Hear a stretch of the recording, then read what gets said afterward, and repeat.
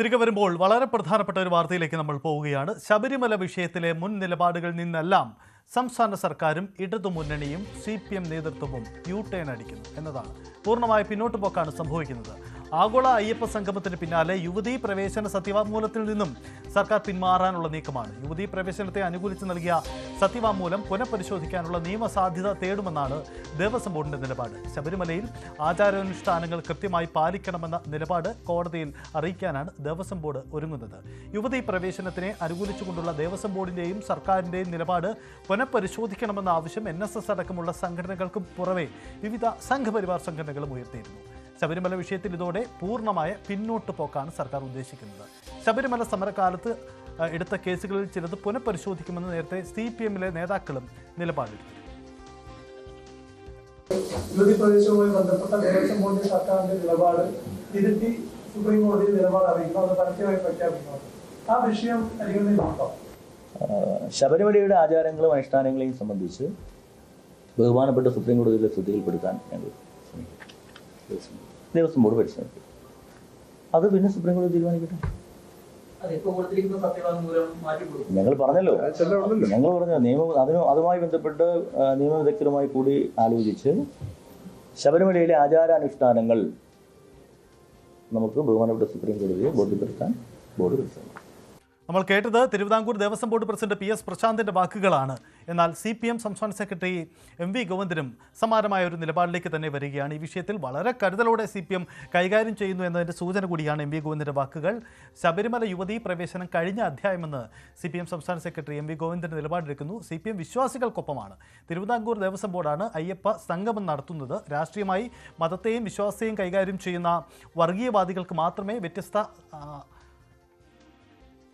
അഭിപ്രായം ഈ പരിപാടിയിൽ ഉണ്ടാവുള്ളൂ എന്നും MV ഗോവിന്ദൻ പറയുന്നു. അദ്ദേഹത്തിൻ്റെ വാക്കുകളിലേക്ക്. ഇപ്പോൾ സംഗമം തീരുമാനിച്ചത്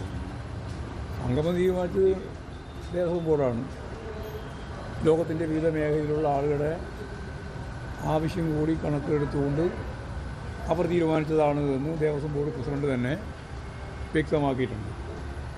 മതത്തെയും വിശ്വാസത്തെയും ഉപയോഗിച്ച് രാഷ്ട്രീയാധികാരത്തിലേക്കുള്ള പ്രവേശനത്തിൻ്റെ പ്രക്രിയയുടെ പേരാണ് വർഗീയത എന്ന്.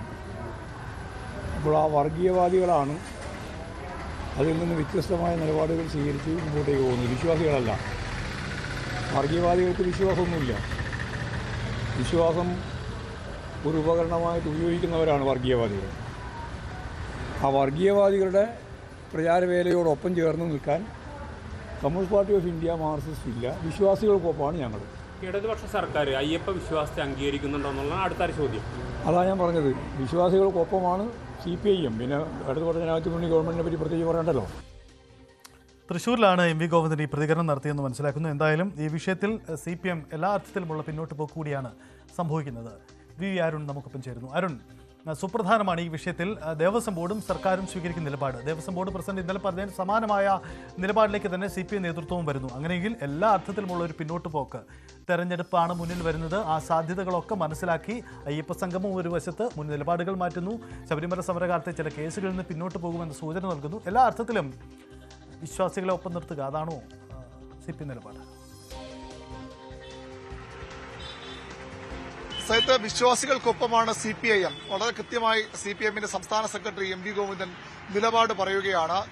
വിശ്വാസികളെ തൊട്ടപ്പോൾ വലിയ പൊള്ളൽ പാർട്ടിക്കും മുന്നണിക്കും ഉണ്ടായെന്ന് CPM തിരിച്ചറിഞ്ഞത് 2019 ലോക്സഭാ തെരഞ്ഞെടുപ്പിന് ശേഷമാണ്. 2018 ശബരിമല സ്ത്രീ പ്രവേശനം ബന്ധപ്പെട്ട വലിയ പ്രശ്നങ്ങളുണ്ടാകുന്നു. അന്ന് നവോത്ഥാനത്തിന്റെ പേര് പറഞ്ഞും അല്ലെങ്കിൽ ഒരുമയുടെ പേര് പറഞ്ഞും അതുപോലെ തന്നെ തുല്യതയുടെ പേര് പറഞ്ഞും ഒക്കെയാണ് CPM-ഉം സർക്കാരും അന്ന് യുവതീ പ്രവേശനത്തെ അനുകൂലിച്ചു, സുപ്രീം കോടതി വിധി അനുകൂലിച്ചു. പക്ഷേ വലിയ രീതിയിൽ അത് തിരിച്ചടി ഉണ്ടാക്കിയെന്ന് CPM മനസ്സിലാക്കി. അതുകൊണ്ടാണ് ഇപ്പോൾ അതിൽ കൃത്യമായ മാറ്റം. ഏറ്റവും ഒടുവിൽ ഈ അയ്യപ്പ സംഗമം, ആഗോള അയ്യപ്പ സംഗമത്തിൽ പോലും NSS ഉൾപ്പെടെയുള്ള സാമുദായിക സംഘടനകൾ ശബരിമല സ്ത്രീ പ്രവേശന വിഷയത്തിൽ സർക്കാരിനെ ഏറ്റവും അധികം കടന്നാക്രമിച്ച ഇത്തരമൊരു വലിയൊരു സമരമായി തന്നെ അതിനെ മാറ്റിയെടുത്ത അതിന് തുടക്കമിട്ട NSS ഉൾപ്പെടെ ഇപ്പോൾ സർക്കാരിൽ വിശ്വാസമുള്ളവരായി മാറിയിരിക്കുന്നു. വിശ്വാസ കാര്യത്തിൽ സർക്കാർ എടുക്കുന്ന ആരാധനാപരമായ കാര്യങ്ങളിൽ സർക്കാർ എടുക്കുന്ന നിലപാടുകൾ തങ്ങൾക്ക് വിശ്വാസമുണ്ട് NSSന്റെ ഉപാധ്യക്ഷന് പറയേണ്ടി വന്നിരിക്കുന്നു. അതുകൊണ്ട് തന്നെ ആ സാഹചര്യം പരമാവധി ഉപയോഗപ്പെടുത്തുകയാണ് CPM. ശബരിമല സ്ത്രീ പ്രവേശനത്തിന് ശേഷം തങ്ങളുടെ അടിസ്ഥാന വോട്ട് ബാങ്കായ ഹൈന്ദവ വോട്ടുകൾ വലിയ രീതിയിൽ ഒലിച്ചുപോയത് CPM തിരിച്ചറിയുന്നു. അതിന്റെ ഗുണമുണ്ടാക്കിയത് കോൺഗ്രസും അതുപോലെ BJPയുമാണ്. ആ വോട്ടുകൾ തിരിച്ചുപിടിക്കാൻ 2020 ഒരു പരിധിവരെ കഴിഞ്ഞിട്ടുണ്ട്. പക്ഷേ ഇപ്പോഴും അന്ന് മാറിപ്പോയ വോട്ടുകൾ പൂർണ്ണമായും ഇടതുപക്ഷത്തേക്ക് CPMലേക്ക് വന്നില്ല എന്നവർ വിലയിരുത്തുന്നുണ്ട്. അതുകൊണ്ടാണ് അത് തിരിച്ചുപിടിക്കാനുള്ള വലിയ ശ്രമങ്ങൾ CPM നടത്തുന്നത്. ആഗോള അയ്യപ്പ സംഗമം ശബരിമലയുടെ മാസ്റ്റർ പ്ലാൻ നടത്തിപ്പിന് വേണ്ടിയാണെന്നും വികസനത്തിന് വേണ്ടിയാണെന്നും ഒക്കെ പറയുമ്പോഴും അത് വസ്തുതാപരമാണ്. പക്ഷേ അതിനപ്പുറത്തേക്കുള്ള ലക്ഷ്യം രാഷ്ട്രീയ ലക്ഷ്യം തന്നെയാണ്.